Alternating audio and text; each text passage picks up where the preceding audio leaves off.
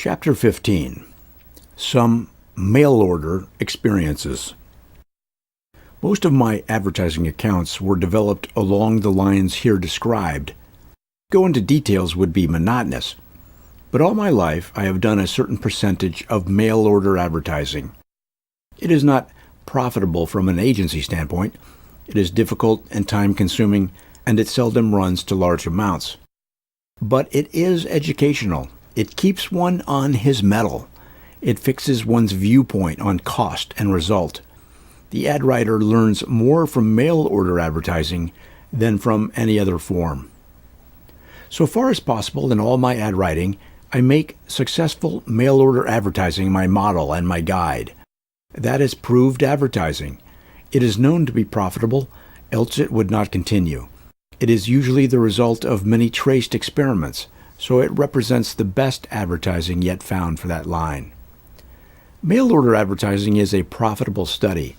Note its economy of space. It is nearly always set in small type. That is because thousands of tests have proved larger type wasteful. All pictures have a selling value. None are used for decoration. Take a profitable mail order ad and set it in twice the space. Use larger type, more decorations, or a border. You will get an ad which looks more attractive, but you will double the cost of replies and sales.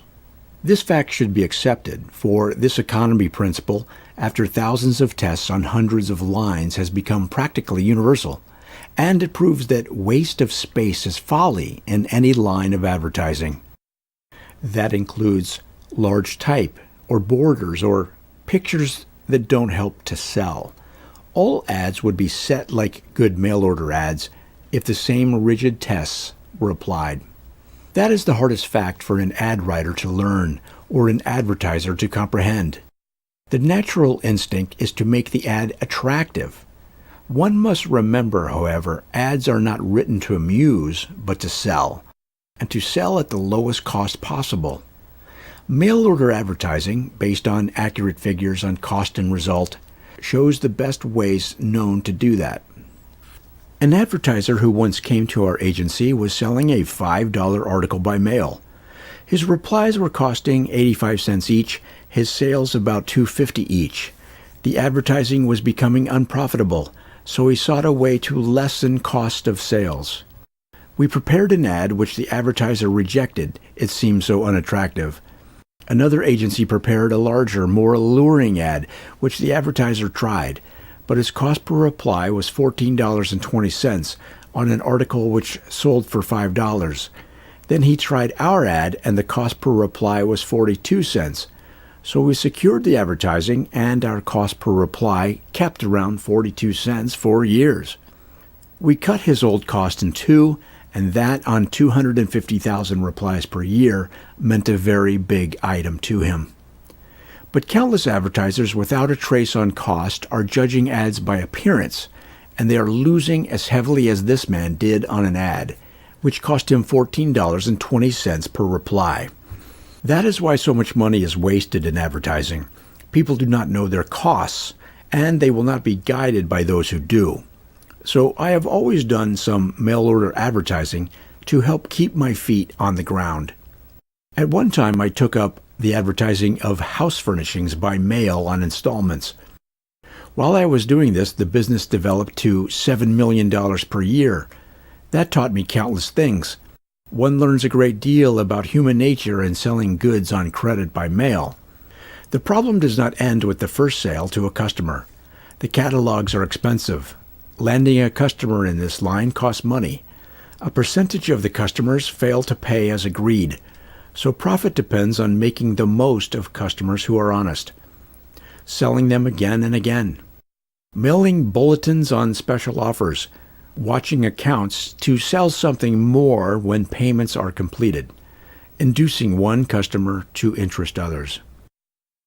One day when I called on this concern, I noted a big building next door. I asked about it, and they told me it belonged to a firm that sold women's garments by mail on installments, just as we sold furnishings. I said, "Why do you let such a concern grow up next to you? Why don't you sell their line?" That led us to organize a similar concern. I urged them to give it a women's name. We selected a capable, middle-aged woman and pictured her in every ad. We had her sign the ads, and we made our appeal from one woman to another. These ads did not mention installments. They dealt with the subject of credit. They appealed to young women who desired to appear at their best. They pointed out what it meant in a woman's career. Then this woman offered to help them out by giving them 6 months to pay for spring clothes. The offer was flattering, not humiliating. It showed sympathy and understanding. The evident desire was to serve. In reality, our offers were the same as those made by the people next door, but our attitude was different. We made our 6 months credit seem like the 30-day credit which richer women get at their stores. As a result, we dominated that field from the start. Before long, the business next door was closed. Cold commercialism could not compete with the atmosphere we created, nor could boasted benefactions appeal like the offer of fair treatment from one woman to another. Just that change in presentation created an enormous new business. It also led to vastly increased sales on furnishings. Hundreds of thousands of women flocked to this new line. Most of them paid as agreed and thus established a credit. Then the president of the house furnishing concern wrote a letter to these women somewhat to this effect. Today I met Mrs. Blank. She told me that you were a customer of hers, that she had sold you on credit, and that you had paid as agreed. She says that you are one of her valued customers and that you are always welcome to buy from her whatever you wish on time. I want to make a like offer. We sell house furnishings here, and I am mailing you our catalog. Disregard the terms in that catalog, which ask for a payment in advance. I am willing to ship you whatever you wish without any advance payment, in view of what Mrs. Blank told me. Just order what you want. Send no money whatever. Start paying in a month if you find the article satisfactory, and take your time. Such an offer was almost irresistible. These women had ordered clothing on credit, wondering if they would get it. They could hardly believe that strangers would trust them. Then the president of a big house furnishing concern writes that he has opened a credit account because of what the garment maker told him. They are offered credit on special terms without any payment in advance. Any woman who receives such a flattering offer will try to find some way to utilize it. So with the garment seller. She wrote like letters to the house furnishing customers. She told them they had with her an open credit account. They could order whatever they wished without sending money. Just order the garments sent on approval. And those house furnishing customers by the thousands bought women's garments from the woman who wrote them so politely. We started a like business on men's clothes. Then by making a customer in one line a buyer of another, we multiplied the ordinary results. Nobody on a single line could compete with such a combination. Such are the ramifications of advertising. Salesmanship in print, in principle, is just the same as salesmanship in person. The store offers a bargain to tempt people there. The object is to try to sell other things, and right salesmanship will do it. An ad writer must never forget that he is a simple salesman, and the more he sells, the better he will prosper. One more mail order experience will illustrate another phase. I took up the advertising of a concern which for 30 years had sold garments for women and children by mail on credit. This field is well occupied. It has been profitable. The annual sales of some concerns in this line run into many millions. All offer a costly catalog. Some ads offer special bargains, perhaps certain articles at cost, to induce people to write for the catalog. As a result, the woman who writes for one catalog is apt to write for 3 or 4. Then comes the main difficulty, the problem of inducing women to buy from your catalog rather than from others. Say it costs 25 cents to induce a woman to write for your catalog. The catalog, with its pictures and colors, costs 35 cents at least. Then you have an investment of 60 cents in each inquirer. The results depend on the sale per catalog. The woman who writes to one advertiser in this line usually writes to 3 or 4. When she comes to make a selection, she has 4 catalogs before her. All present attractive appeals. The one from which she orders depends largely on chance or fancy. One must recognize that. Your cost of presenting that catalog to her is 60 cents perhaps. If 4 advertisers are presenting such catalogs to her, the total cost is $2.40. The average sale, as per experience, is around $10. So the advertisers combined are spending 25% to make that average sale. The profit depends on swinging your way more than the average sale. That was the problem which brought those advertisers to me. I devised this scheme. When a woman wrote for our catalog, I went to our card file and discovered whether she was a new or old customer. If she was a new customer, the sales manager wrote her a letter to this effect. "We are very glad to have your inquiry. We welcome new patrons to our fold. I want to extend you that welcome in a practical way. I enclose my card. On it is written instructions to refer your order to me. I want to send with that order, with my compliments, a little present for you. I will not say what it is, but I am sure it will delight you." To old customers, he wrote this: "I am glad to again receive an inquiry from you.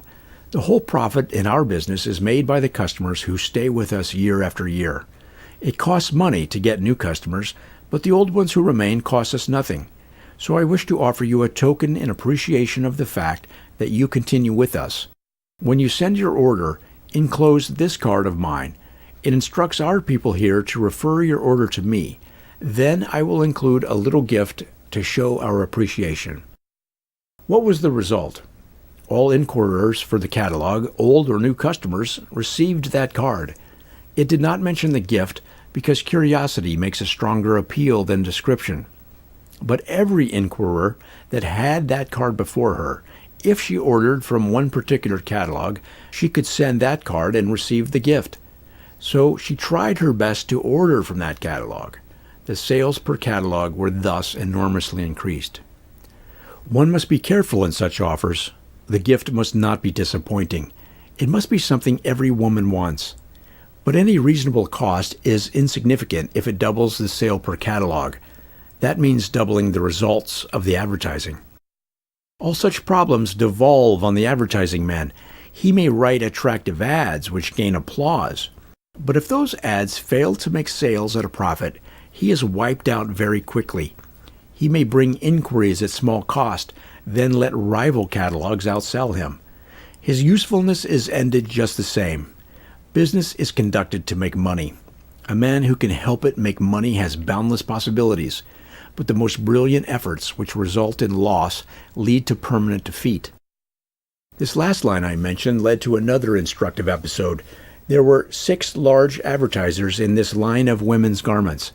Their chief aim was to convince women that they undersold all others. So they blazoned their claims to low prices. Then they published guarantees to undersell any other prices. Whoever found a better bargain elsewhere could return her purchase. There came a time when all were crying bargains in the highest key. In a chorus of that kind, all are on the same plane. All are as ineffective as though they made no claims at all. They presented me the problem of a more impressive claim. I looked up their figures, and I found out that their average profit for years past had been less than 3%. So I advertised that profit, a profit of 3%. I promised not to exceed it. We were content with that profit, and our prices were fixed on that basis. Here was one of the oldest mail-order concerns in this line, one of the largest. The prices they quoted on a 3% profit must be pretty close to minimum. One could not expect to materially decrease them.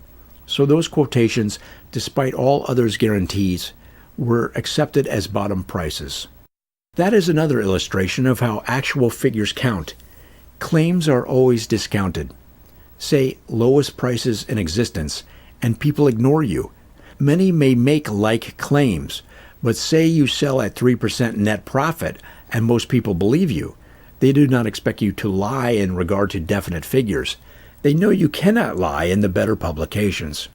Those are some of the plans which I evolved to increase mail-order sales. They meant little to me directly, mail order advertising is not worth the effort from the standpoint of the ad writer, but it kept me facing the fact that all sorts of advertising is based on mail order principles. We must always sell our goods at a profit. We must always outsell others to succeed. Any ad writer who proceeds on any other theory is doomed to quick defeat.